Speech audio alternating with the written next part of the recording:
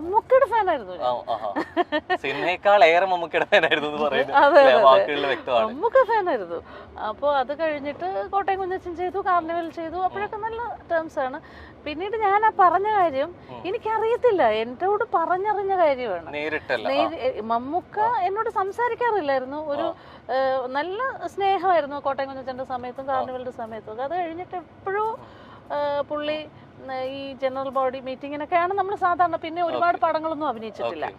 അപ്പോൾ എവിടെ വെച്ച് കണ്ടു കഴിഞ്ഞാലും നമ്മൾ അങ്ങോട്ട് മമ്മൂക്കയോടുള്ള ഇഷ്ടം കൊണ്ട് അങ്ങോട്ട് ചെന്ന് ഹായ് ഗുഡ് മോർണിംഗ് മമ്മൂക്ക, ആ ഗുഡ് മോർണിംഗ് എന്ന് പറയും. അപ്പോൾ ഒരു എന്തോ ഒരു അകൽച്ച, ഒരു ഇഷ്ടക്കേട് തോന്നിയിട്ടുണ്ട് എനിക്ക്. മറുപടി എന്നുള്ള രീതിയിലേക്ക് അങ്ങനെ വരുന്നില്ല. ഒരു കുശലാന്വേഷണവും പുള്ളി നടത്താറില്ല. സാധാരണ രീതിയിൽ അത്ര മുമ്പ് അഭിനയിച്ച സാധാരണ സംസാരിക്കുന്ന ഒരാളല്ലേ? നന്നായി സംസാരിക്കുന്നു. കോട്ടയം കുഞ്ഞച്ചന്റെ സമയത്തും കാർണിവലിന്റെ സമയത്തും ഒക്കെ നന്നായി. പിന്നെ ആ സമയം കഴിഞ്ഞ പെട്ടെന്ന് തന്നെ എന്റെ ഒരു മാരേജ് ഒക്കെ കഴിഞ്ഞല്ലോ ആ സമയത്ത്. പിന്നെ ഞാൻ കാണുന്നത് പുള്ളിയെ ഞങ്ങൾ രണ്ടുപേരും കൂടെ അമരത്തിന്റെ ലൊക്കേഷനിൽ ആലപ്പുഴയിൽ, ഞാനും സുരേഷ് കല്യാണം കഴിഞ്ഞ സമയത്ത് തന്നെ. അപ്പോൾ പുള്ളി എന്താണ് രണ്ടുപേരും കൂടെ അത്ര മാത്രമേ സംസാരിച്ചിട്ടുള്ളൂ. പിന്നെ കൂടുതലൊന്നും പുള്ളി സംസാരിക്കുന്നുണ്ട്. അല്ല, അതൊന്നും എനിക്ക് തോന്നിയില്ല, അന്നൊന്നും തോന്നിയില്ല. പിന്നെ അപ്പോൾ അത് കഴിഞ്ഞ് ഞാനത് ആ ഇന്റർവ്യൂവിൽ വ്യക്തമായിട്ട് പറഞ്ഞിട്ടുണ്ടായിരുന്നു.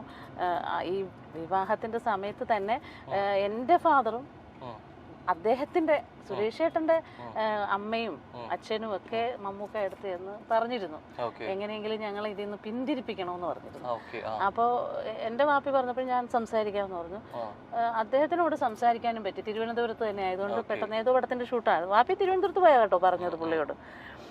അപ്പോൾ എന്നോട് സംസാരിക്കാനും പറ്റിയില്ല. പക്ഷെ അതൊക്കെ കൊണ്ടാണെന്നൊന്നും എനിക്ക് അറിയത്തില്ല സത്യത്തിൽ. എപ്പോഴെങ്കിലും പക്ഷെ ഇങ്ങനെ അങ്ങനെ ഒന്നുണ്ടെങ്കിൽ ഏറ്റവും നല്ലത് ശരിക്കും മമ്മൂക്കയോട് തുറന്ന് സംസാരിക്കുന്നതായിരുന്നില്ലേ? അങ്ങനെ നമ്മൾ കാണുന്നില്ലല്ലോ, ഞങ്ങൾ സിനിമകളും ചെയ്യുന്നില്ല. പിന്നീട് ഒറ്റ സിനിമ പോലും ഞങ്ങൾ ചെയ്തിട്ടില്ല. പിന്നെ ഞാൻ ചെയ്തത് 2020-ലാണ്. അന്നും പുള്ളി എന്നോട് സംസാരിച്ചിട്ടില്ല. അന്ന് പുള്ളി നമ്മുടെ വീട്ടിൽ വരുന്ന ഒരു സീൻ, ഒരു വലിയ സീനാണ്. ഒരു 1-2 ദിവസം ആ സീൻ എടുക്കുന്നുണ്ടായിരുന്നു. പക്ഷെ പുള്ളി ഒരു ഹായ് ഹായ് എന്നല്ലാതെ എന്നോട് സംസാരിച്ചിട്ടില്ല. എന്തോ വ്യക്തമായ കാരണം ഉണ്ടെന്നുള്ള എനിക്കറിയാം. പുള്ളിക്ക് എന്തോ മനസ്സിൽ തെറ്റിദ്ധാരണ വന്നിട്ടുണ്ട്. പക്ഷെ എന്ത് തെറ്റിദ്ധാരണ, അറിഞ്ഞ കാര്യം എന്തായാലും അതൊന്നും സത്യമല്ല എന്നിപ്പോ നമുക്ക് പറയാൻ, മമ്മൂക്കയെ നേരിട്ട് കണ്ടാലല്ലേ പറയാൻ പറ്റും. എന്താണെന്ന് അറിഞ്ഞാലല്ലേ പറയാൻ പറ്റൂല. പിന്നെ 2-3 പ്രാവശ്യം കണ്ടു, വേണ്ടി ഇങ്ങനെ ഹായ് ഹായ് പറഞ്ഞു, സംസാരിച്ചു, ഹലോ ഗുഡ് മോർണിംഗ് എന്ന് പറഞ്ഞു. ഫംഗ്ഷനും കണ്ടിട്ടുണ്ട്. അപ്പോഴും ഒക്കെ നമ്മൾ അങ്ങോട്ട് ചെന്ന് ഗുഡ് മോർണിംഗ് പറയും. അപ്പൊ പുള്ളി വലിയ നമുക്ക് മനസ്സിലാവുമല്ലോ, നമ്മളോടൊരു സംസാരിക്കാൻ ഇഷ്ടമുള്ള ഒരു ആറ്റിറ്റ്യൂഡ് നമുക്ക് മനസ്സിലാവുമല്ലോ. അത് പിന്നെ കുറെ കഴിഞ്ഞപ്പോ ഞാനും അങ്ങോട്ട് പുള്ളിയെ കണ്ടാൽ അങ്ങോട്ട് പോയി സംസാരിക്കാൻ മെനക്കെടാറില്ല, മിണ്ടില്ല. പിന്നെ അത് കഴിഞ്ഞാണ് ഞാൻ അറിയുന്നത്. ഇങ്ങനെ വ്യക്തമായിട്ട് സിനിമയിലുള്ളവർ തന്നെ എൻ്റെ അടുത്ത് പറയുമായിരുന്നു. പുള്ളിയുമായിട്ടും ബന്ധമുണ്ട്, ഞാനുമായിട്ടും ഒക്കെ അടുപ്പമുള്ള ആൾക്കാർ. എന്താണ് മമ്മൂക്ക ഇങ്ങനെ പടങ്ങളിൽ നിന്ന് മാറ്റി പറയുന്നുണ്ട് എന്ന് പറഞ്ഞു. അത് വ്യക്തമായിട്ട് പറഞ്ഞു കേട്ടോ, എന്നോട് പറഞ്ഞിട്ടുള്ളത്. പടങ്ങൾ സജസ്റ്റ് ചെയ്യുമ്പോൾ അത് വേണ്ട എന്ന് പറയുന്നുണ്ട് എന്ന് പറഞ്ഞു. അപ്പോൾ ഇതറിഞ്ഞപ്പോഴത്തേക്ക് ഞാനത് അപ്പോഴൊന്നും ക്ലിയർ ചെയ്യാനൊന്നും പോയില്ല. ജനറൽ ബോഡിക്ക് ഇന്നസെന്റ് ഏട്ടനെ കണ്ടപ്പോൾ ഇന്നസെന്റ് ഏട്ടനോട് ഞാൻ പറഞ്ഞു, ഇതൊക്കെ 10, 20, 15, 20 ആ സമയത്ത് ഇന്നസെന്റ് ഏട്ടനൊക്കെ പ്രസിഡന്റ് ആയിരുന്ന സമയത്തുള്ള കാര്യമാണ്. അപ്പൊ അത് പ്ലസായിൽ വെച്ചിട്ടുള്ള ജനറൽ ബോഡിക്കാണ് ഞാൻ പറയുന്നത് ഇന്നസെന്റ് ഏട്ടൻ്റെ അടുത്ത്. ചേട്ടാ ഇങ്ങനെ ഒരു പ്രശ്നമുണ്ട്. അപ്പൊ എന്റെ വാപ്പിയാ പറഞ്ഞു, നീ ഇന്നസെന്റിനോട് പറയണം, ഇങ്ങനെ ഒരു വിഷയമുണ്ടെന്ന് പറയണമെന്ന് പറഞ്ഞു. അങ്ങനെയാണ് ഞാൻ ഇന്നസെന്റ് ഏട്ടനോട് ഇത് സംസാരിച്ചപ്പോൾ ഇന്നസെന്റ് ഏട്ടൻ പറഞ്ഞു, നമുക്കിപ്പോൾ തന്നെ ചോദിക്കാം, അങ്ങനെയുള്ള നമുക്കത് സംസാരിക്കാമെന്ന് പറഞ്ഞു. ഞാൻ പറഞ്ഞു വേണ്ട, അതൊന്നും വേണ്ട ഇന്നസെന്റ് ഏട്ടാ. എനിക്കത് അപ്പൊ കേട്ടപ്പോൾ നല്ല സങ്കടം തോന്നിയെങ്കിലും പിന്നെ ഞാൻ വിചാരിച്ചു, ഞാനും അദ്ദേഹമൊക്കെ വിശ്വസിക്കുന്ന ഒരു പടച്ചവനുണ്ടല്ലോ.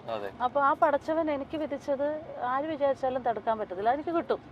അല്ലാത്തത് എനിക്ക് കിട്ടത്തില്ല, അത് ആര് വിചാരിച്ചാലും തരാനും പറ്റത്തില്ല. ആ വിശ്വാസത്തിലാണ് ഞാൻ എന്ന് പുള്ളിയോടൊന്ന് പറഞ്ഞേക്ക് എന്ന് ഞാൻ പറഞ്ഞു. അത് കഴിഞ്ഞ് ഞാൻ ഇന്നസെന്റ് ഏട്ടൻ്റെ അടുത്ത് ചോദിച്ചു, ചേട്ടാ പിന്നെ ഞങ്ങൾ കണ്ടപ്പോ ഞാനത് സംസാരിച്ചു കേട്ടോ. അപ്പൊ പുള്ളി പറഞ്ഞു, ഞാൻ അങ്ങനെയൊന്നും ചെയ്തിട്ടൊന്നുമില്ല, അങ്ങനെ ഒന്ന് പറഞ്ഞു പോയി എന്ന് പറഞ്ഞു.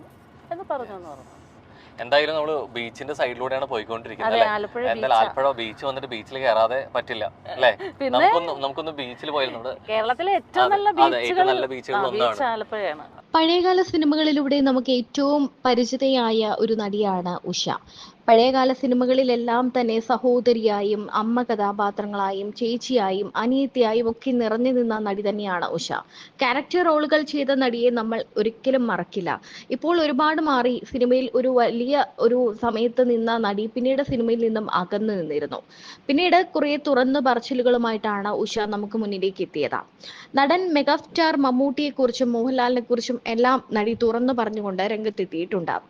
മെഗാസ്റ്റാർ മമ്മൂട്ടി തന്റെ അവസരങ്ങൾ ഇല്ലാതാക്കാൻ ശ്രമിച്ചു എന്ന് താൻ അറിഞ്ഞതായി പഴയകാല നടി ഉഷ പറയുന്നു. എന്നോട് ഫിക്സ് ചെയ്ത പടമാണ് നമ്മുടെ ഡയറക്ടർ മാർത്താണ്ഡൻ, ദൈവത്തിന്റെ സ്വന്തം ക്ലീറ്റസ്. അതിനകത്ത് ഒരു കഥാപാത്രം എന്നോട് പറഞ്ഞതനുസരിച്ച് ആ കഥാപാത്രം ഞാനല്ല ചെയ്തത്. അത് കാണുമ്പോൾ എനിക്ക് ഭയങ്കര വിഷമം തോന്നി.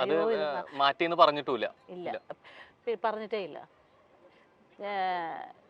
ഈ പടത്തിന്റെ ഡിസ്കഷൻ നടക്കുമ്പോൾ തൊട്ട് മാർത്താണ്ഡൻ എന്നോട് പറഞ്ഞിരുന്നു, ചേച്ചി ഈ സംഭവം ചേച്ചിക്ക് ഭയങ്കര ബ്രേക്ക് ആവും എന്നൊക്കെ പറഞ്ഞിരുന്നു. ഞാൻ ഭയങ്കരമായിട്ട് ആ സമയത്തൊരു വിഷമം ഉണ്ടായിരുന്നു. പിന്നെ എനിക്ക് വിധിച്ചിട്ടില്ല എന്ന് വിചാരിക്കും. മാർത്താണ്ഡനോട് ഞാൻ സംസാരിച്ചു. മാർത്താണ്ഡനോട് ഞാൻ ചോദിച്ചു. അപ്പൊ അവൻ നിസ്സഹായനായിരുന്നു. മാർത്താണ്ഡൻ എന്നൊക്കെ പറഞ്ഞാൽ എൻ്റെ വീട്ടില് ഒരു കാലഘട്ടത്തില് നമ്മുടെ വീട്ടിൽ എൻ്റെ അനിയൻ്റെ കൂടെ അസിസ്റ്റന്റ് ഡയറക്ടർ ആയിരുന്നു. നിസാർക്കാട്, ഇവരൊക്കെ നിസാർക്കാട് അസിസ്റ്റൻസ് ആയിരുന്നു. അപ്പൊ മാർത്താണ്ഡൻ എനിക്ക് പിന്നെ ഒരു അനിയനെ പോലെയാ. അപ്പൊ ഞാൻ ചോദിച്ചിട്ടല്ല. ഞങ്ങൾ എറണാകുളത്തായിരുന്നു അപ്പൊ താമസിച്ചോണ്ടിരുന്നത്. ഞാനും ഹസ്ബൻഡും കമ്മനത്താ താമസിക്കുന്നത്, ഡിഡിയില്. അപ്പൊ ഞങ്ങൾ പുറത്തു പോകുന്ന സമയത്തൊക്കെ മിക്കവാറും കാണും മാർത്താണ്ഡൻ. അപ്പൊ അവൻ ചേച്ചി ഭയങ്കര സന്തോഷം, ഞാൻ ആദ്യമായിട്ട് സംവിധാനം ചെയ്യാൻ പോകുന്നു. പ്രിയപ്പെട്ട ഒരാളാണ് അല്ലെ? അദ്ദേഹം തന്നെ വേഷം പറഞ്ഞു വെച്ചതാണ്. പിന്നെ മാറ്റിയിട്ടുണ്ടെങ്കിൽ അത് അദ്ദേഹത്തിന് തന്റെ താല്പര്യക്കേട് കൊണ്ടായിരിക്കും, വേറെ മറ്റെന്തെങ്കിലും അവന് ഇഷ്ടമുണ്ടോ? ഞാൻ ആദ്യത്തെ സിനിമയിൽ അഭിനയിക്കണം എന്നുള്ള ആഗ്രഹം കൊണ്ടാണല്ലോ അവൻ എന്നോട് പറയുന്നത്, മാർത്താണ്ഡൻ പറയുന്നത്. മാറ്റിയതിന്റെ കാരണം പറഞ്ഞില്ല.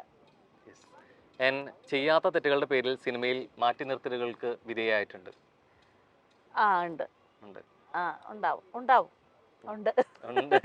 എവിടേക്കോ പറയാൻ വന്നൊരു കാര്യത്തെ കൃത്യമായിട്ട് അതിനെ അതൊക്കെ ഇനി പറഞ്ഞിട്ട് കാര്യമില്ല. വലിയ കഥ വേണ്ട, ചെറുതാക്കി.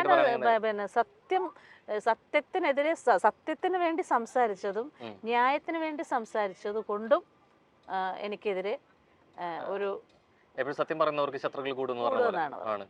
ഞാനൊരു പോരാട്ടമാണ് നടത്തിയത് ആ സമയത്ത്. ശരിക്കും എവിടെയാ അത്തരത്തില് പെട്ടുപോയത്? എവിടെയായിരുന്നു? സിനിമയിൽ തന്നെ. എന്തെങ്കിലും സിനിമയുമായി ബന്ധപ്പെട്ട വിഷയമാണോ അതോ വ്യക്തിപരമായിട്ടുള്ള കാര്യങ്ങളാണ്? സിനിമയുമായി സംഘടനാപരമായിട്ടുള്ളൊരു കാര്യമാണ് ആയിരുന്നു. അമ്മ മലയാളത്തിന്റെ മെഗാതാരം ഉഷ എന്ന നടിയുടെ അവസരങ്ങൾ ഇല്ലാതാക്കാൻ ശ്രമിച്ചുവെന്ന് ഒരു കമന്റ് കണ്ടിരുന്നുവെന്ന് അവതാരകൻ ചോദിച്ചപ്പോഴാണ് ഇക്കാര്യം നടി പറഞ്ഞത്. ഞാനും ഇത്തരം കമന്റുകൾ വായിച്ചിട്ടുണ്ട്. മമ്മൂക്ക എന്റെ അവസരം ഇല്ലാതാക്കാൻ ശ്രമിച്ചിട്ടുണ്ട് എന്ന്. എനിക്ക് മനസ്സിലായില്ല എന്താണ് അങ്ങനെ പറഞ്ഞതെന്ന്. അങ്ങനെ ചില ചിത്രങ്ങളിൽ നിന്ന് എന്നെ ഒഴിവാക്കിയിട്ടുണ്ടെന്ന് ഞാൻ അറിഞ്ഞിട്ടുണ്ട്. ആദ്യം നല്ല വിഷമം തോന്നി. അന്നത്തെ അമ്മയുടെ പ്രസിഡന്റ് ഇന്നസെന്റ് ചേട്ടനോട് ഞാനത് സൂചിപ്പിച്ചിരുന്നു. അമ്മയുടെ ജനറൽ ബോഡി നടന്ന സമയത്താണ് അത് ഞാൻ സൂചിപ്പിച്ചത്. ഇങ്ങനെയൊരു കാര്യമുണ്ട്, എല്ലാവരും പറയുന്നുവെന്നാണ് ഞാൻ ഇന്നസെന്റ് ചേട്ടനോട് പറഞ്ഞത്. ചേട്ടൻ എന്നോട് മമ്മൂട്ടിയോട് ചോദിക്കാമെന്ന് പറഞ്ഞു. പക്ഷെ ഞാൻ സമ്മതിച്ചില്ല. എനിക്കതിൽ സങ്കടമോ പരാതിയോ ഇല്ലെന്ന് മമ്മൂക്കയോട് പറയണമെന്ന് അന്ന് ഞാൻ പറഞ്ഞുവെന്ന് ഉഷ പറയുന്നു. ഇപ്പോൾ ഇടതുപക്ഷ പാർട്ടിയിൽ പ്രവർത്തിക്കുന്നുണ്ടെന്നും ഡാൻസ് ക്ലാസ് നടത്തുന്നുണ്ടെന്നും ഉഷ പറയുന്നുണ്ട്. നല്ല അവസരത്തിന് വേണ്ടി കാത്തിരിക്കുകയാണ്. പെപ്പയുടെ പുതിയൊരു ചിത്രത്തിൽ അഭിനയിക്കുന്നുണ്ടെന്നും അന്ന് നടി പറഞ്ഞിരുന്നു. മോഹൻലാലുമായി നല്ല ബന്ധമാണ്. ഈ സീസണിലെ ബിഗ് ബോസിൽ വിളിച്ചിരുന്നു. പക്ഷെ ആ സമയം നല്ല തിരക്കുള്ള സമയമായിരുന്നു. കാരണം ഡാൻസ് സ്കൂളിന്റെ ഓപ്പണിംഗ്, പിന്നെ തെരഞ്ഞെടുപ്പ്, അതിന്റെ തിരക്കിലായതിനാൽ ഞാൻ ആ ഓഫർ വേണ്ട എന്ന് വെച്ചു. പിന്നെ വലിയ താല്പര്യമില്ലായിരുന്നു ആ ഷോയിലേക്ക് പോകാനെന്നും ഉഷ പറയുന്നു. മമ്മൂക്കയെ കുറിച്ചുള്ള ഉഷയുടെ തുറന്നു പറച്ചിലുകൾ ശരിക്കും പറഞ്ഞാൽ എല്ലാവരെയും ഞെട്ടിക്കുന്നതാണ്. കാരണം ഇവരൊക്കെയായി വലിയ അടുപ്പമുള്ള താരമായിരുന്നു മമ്മൂക്ക.